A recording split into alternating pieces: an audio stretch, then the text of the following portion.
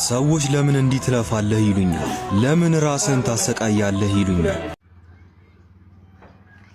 አባቴ ፈልጉ ዳገራኒ ፈልጉሉ ይው እንደምታውቁት ይህ ልጅ ሰይዶ አባቴን አገናኘኝ። እኔ መብያ የለኝም እና መብያ ስለሌለኝ እኔ አባቴን ብቻ ማግኘት ነው የምፈልገው። መብያ ቢኖረኝ የበላው አሳያችሁ ነበር።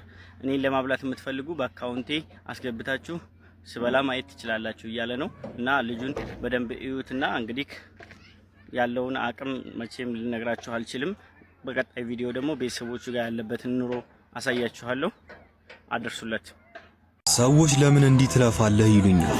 ለምን ራስን ታሰቃያለህ ይሉኛል። እኔ ግን የምመልስላቸው አንድ ነገር ብቻ ነው፣ ተራ ሰው መሆንን ስለማልፈልግ።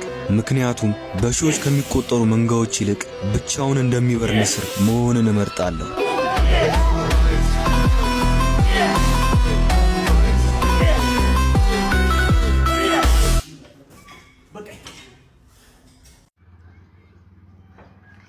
አባቴ ፈልጉ ዳገራኒ ፈልጉሉ ይው እንደምታውቁት ይህ ልጅ ሰይዶ አባቴን አገናኘኝ። እኔ መብያ የለኝም እና መብያ ስለሌለኝ እኔ አባቴን ብቻ ማግኘት ነው የምፈልገው። መብያ ቢኖረኝ የበላው አሳያችሁ ነበር።